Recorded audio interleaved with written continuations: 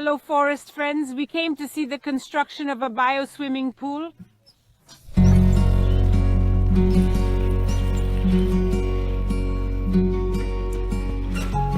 Hello. Do you know what a biopool is? It is a swimming pool that uses aquatic plants to keep the water clean. So you can swim in it while enjoying the natural purification process. You have to give nature a chance to take its course and find its own balance, because it is much better at it than we are. That's cool.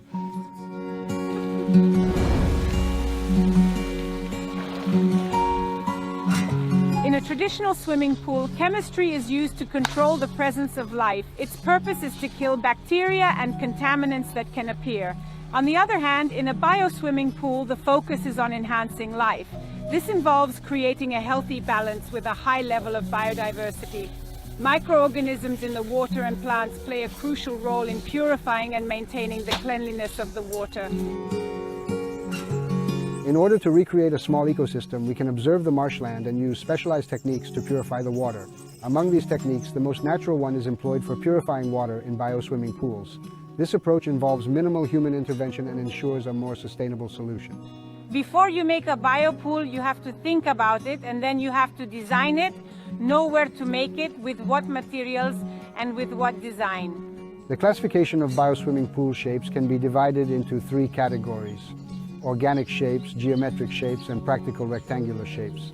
We have created an organic shape for our pool, but sometimes it is more convenient and practical to have a geometric rectangular pool.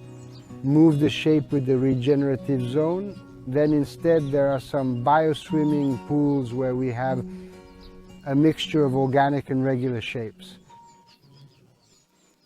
Of course it is that each biopool is different from the other. The important thing is the proportion that there must be between the regenerative zone and the bathing zone. In a natural bioswimming pool where there is no need for technology, the ratio must be that the regenerative zone, the surface area, must be twice as large as the swimmable area. Then by introducing technology, you can purify the water by reversing the ratio 1/3 generative zone and 2/3 swimmable pool. To make the whole ecosystem work, you need a certain volume of water, which is the 90-100 cubic meters.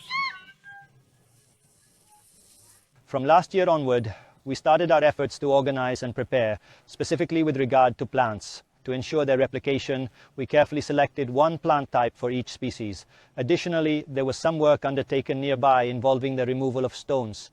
With the necessary permits from the municipality, I utilized this opportunity to collect these stones throughout the year. As permaculturists, we practice integrated design to minimize environmental impact.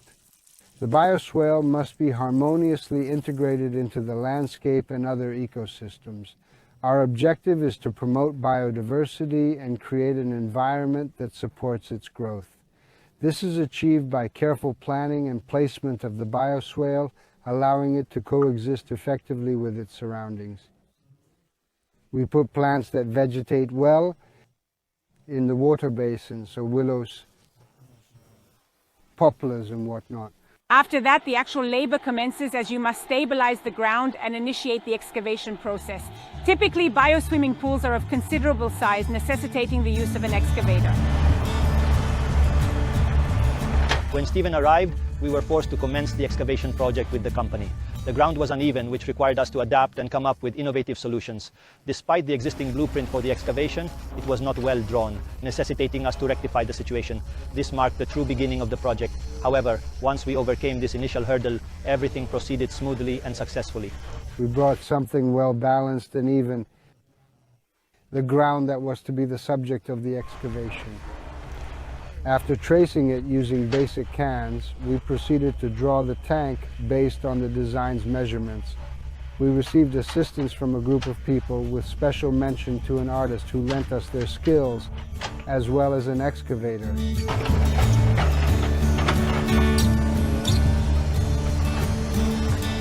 Because the excavation in this case was very difficult. It was difficult because all round shapes and a lot of steps, but that allowed us to limit to a minimum the masonry work.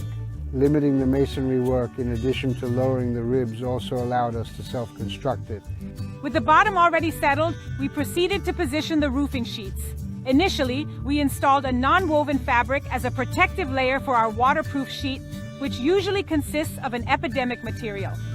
We utilized an EPDM material, which is essentially a vulcanized tarpaulin, which has a thickness of 1.14 millimeters. It takes a lot of care because it doesn't come off. So we cover surfaces with woven sheets of fabric. The non-woven fabric, often referred to as TNT, provides a gentle layer of protection for the cloth, preventing any potential damage from sharp pebbles. After laying it out, we carefully worked to smoothen out any creases and securely positioned it at the bottom, ensuring it covered the entire excavation area.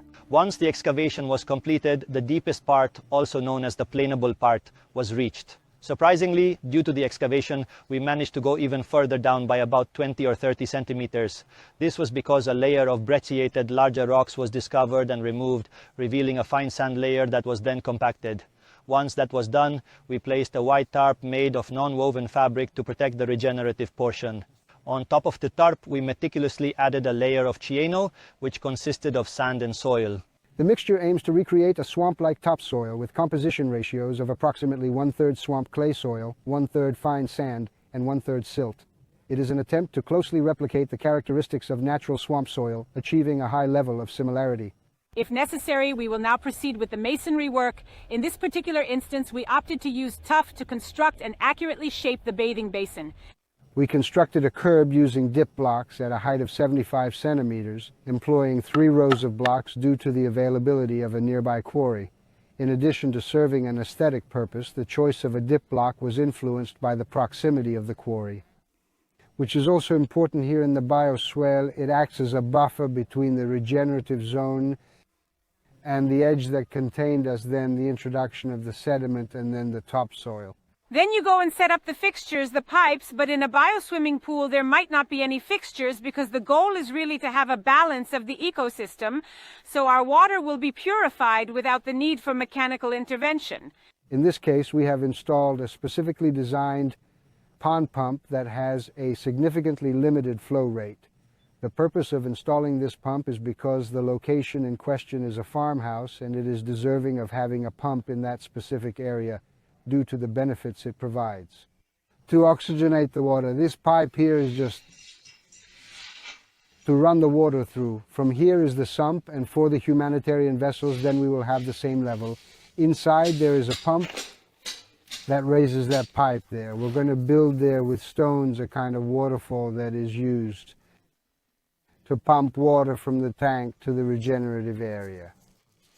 This is a stone where wine used to pass through.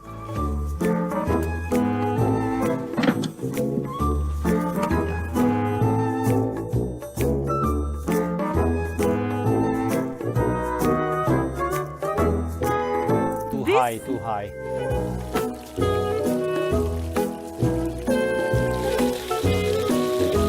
Will be the waterfall of the biopool. One of the main functions is to ensure water circulation, which results in overall movement and flow. Take it back from the narrower, pawnable and regenerative part where there is the water, let's say, dirtier between appearances, then fetch it back from there and repurpose it here in the part where the regenerative zone is wider. It's very useful to make a gravel cover. It will also help to avoid the runoff of the soil that we placed underneath. We have been concerned precisely because of some pretty heavy atmospheric winds about managing the water that may come from outside. By the way, on one side we also have an escarpment. We made a gully all around the bioswale that was going to be done anyway because it then serves, once filled with gravel, to block the sheets. To prevent water from entering the bioswale, we installed coarse gravel and a drainage pipe near the gutter. This allows for the proper disposal of any water that may accumulate. Additionally, we plan to connect the biopool to 2 drain pipes. It is crucial to ensure accurate measurements for these pipes, as they play a crucial role in the overall system. The whole level of the biopool. 8 inches down here, okay? 3 meters it becomes. No, 1.5. because this is 2.5A. it rains and raises the level of the biopool. The water comes out of that pipe that we put there and it doesn't drag anywhere else. At this stage, we can begin to fill the pool, which is a crucial moment for us as we start the filling process. Go!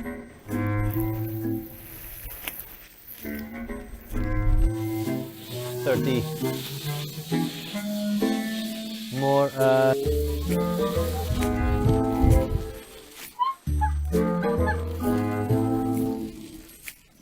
First, in order to achieve phytodepuration, it is necessary to introduce plants.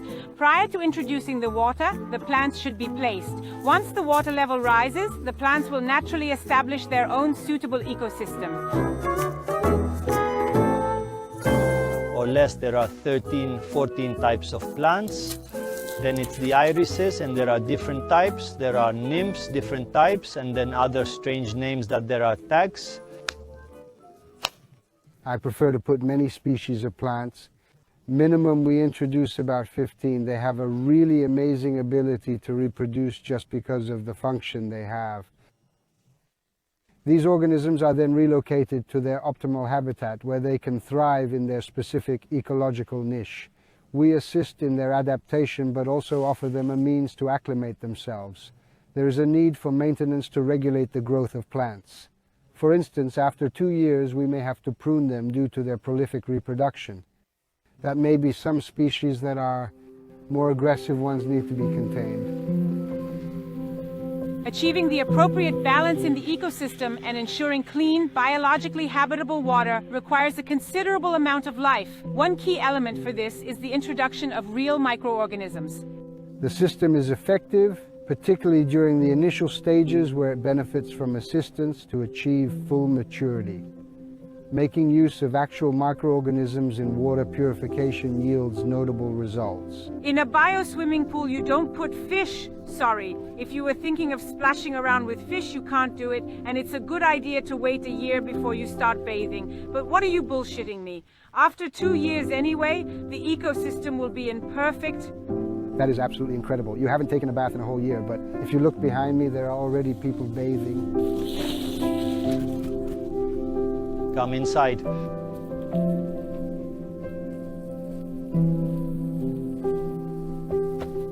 Operation Ayo. It is not difficult to make a bio-swimming pool, but it takes a lot of work. Get organized with a good group of friends, call some experts, and you can have a nice bio-swimming pool too with... I still have not realized. I'm currently in the process of recognizing that we were able to acquire it here and now. Thus, I am extremely thrilled and enthusiastic about this development. My thank you for watching the video and see you at the next one. Bye. I'll take a bath in a little while. Bye.